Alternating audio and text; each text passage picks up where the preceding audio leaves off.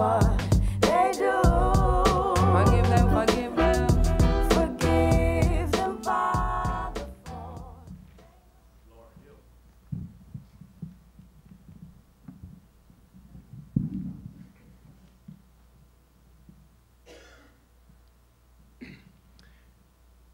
If you let my father tell the story, I was afraid.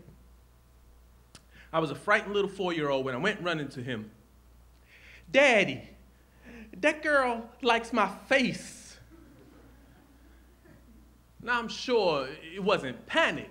I'm sure being that young that it was more like a question, you know, Daddy, that girl likes my face? What am I supposed to do now? And to be honest, you know, after more than 40 years and a lot of trial and error,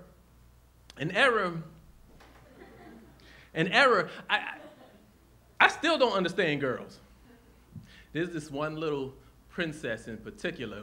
I remember when she was 4, and we were at Dave & Buster's, and I wanted to do all the driving games, and she wanted to whack the moles, and I guess I should have known then we weren't always going to see eye to eye, but you know, it doesn't matter because we were having a good time, winning tickets and laughing and carrying on. And we were both on the same mental level. And I was thinking then, wouldn't it be cool if this lasted forever? Well, nothing works that way.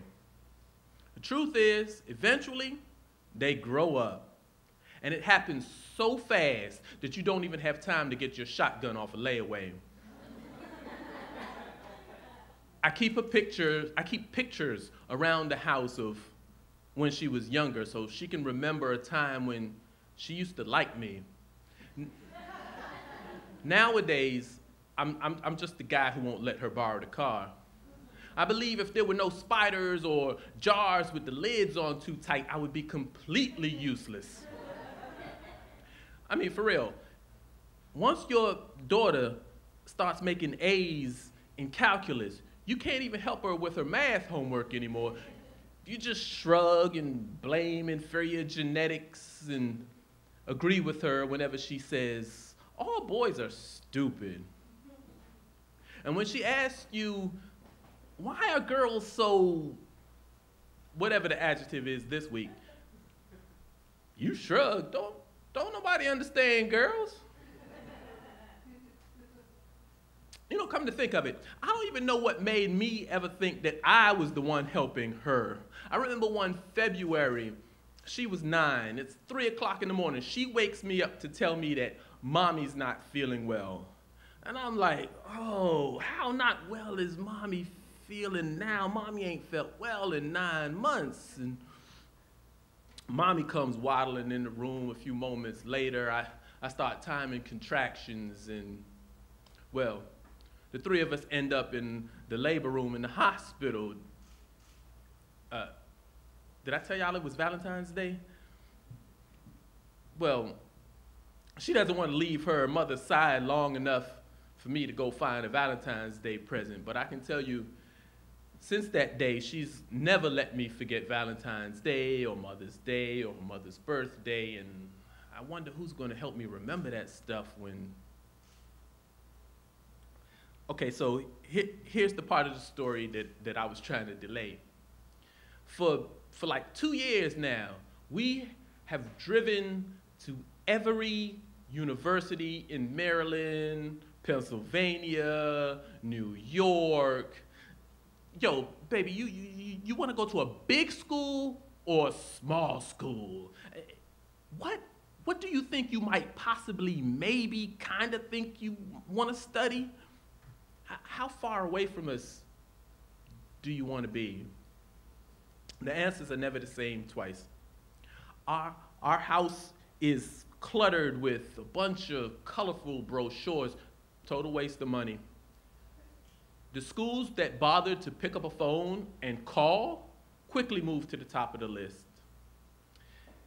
You know that finding colleges is just hard to find the right fit, right? I mean, the need to be a genius university is a little too Asian, and the nose in the air university is a little too white, and the HBCUs, well, they just don't seem to fit in. Oh my God. No wonder they can afford all these fancy magazines. Look at the price of tuition. Who can afford that? Shoot, don't look at me, shoot.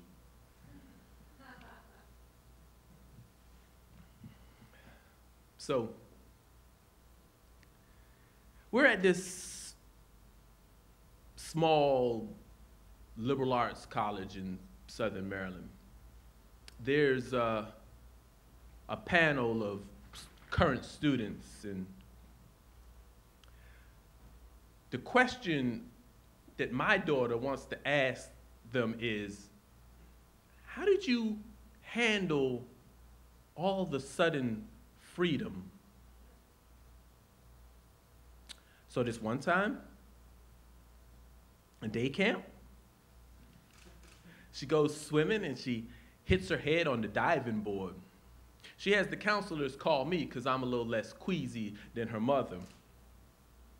I know all the right questions to ask. See, I've been dropped on my head more than a few times. But I guess it's always been this way. Her diving in, me with no way to protect her, just a bunch of questions. If I go to Out in the Boondocks University, I'm gonna need a car. A car she wants. A car. Is it my imagination? Wasn't it just yesterday when what she wanted was a Barbie scooter? I mean, wasn't it last week when I was just buckling her into a booster seat and she was getting mad because her classmates aren't still in booster seats? And I'm trying to explain to her, baby, I'm just trying to keep you safe just a little bit longer. I just want to keep you safe.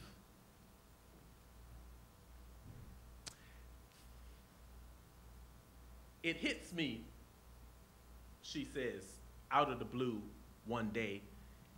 It hits me. I'm on the home stretch with these people. Not just the ones I can't stand, but my girls. It's been hitting me more and more often and with greater force.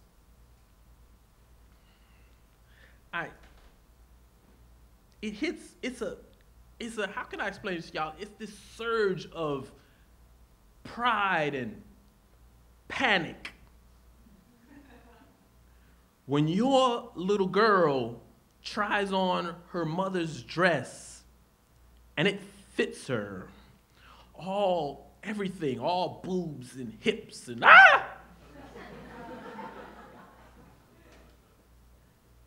It's a similar feeling when she walks across the stage and she shakes the principal's hand and accepts her diploma. She's not 4 anymore. Between the time that I started writing this and now, actually in the last 3 weeks, a lot of things have happened. There's been a prom, a fancy sparkly red dress and high heels and hair did, nails did, everything did. And there's been a graduation, and it was a graduation dinner. And we're all sitting around, the family and a few close friends, and we're laughing, having a good time. And the princess's, her phone rings, and all of a sudden she's full. All of a sudden she's in the car, my car, and she's off into the night. A few months ago, we had gone bowling, the immediate family, and her little brother, who's now 8, the one who I'm gonna have to hire strangers to babysit soon, he says, we've been spending time with her because she's gonna be leaving us soon. Yes, son. She's going to be leaving us soon.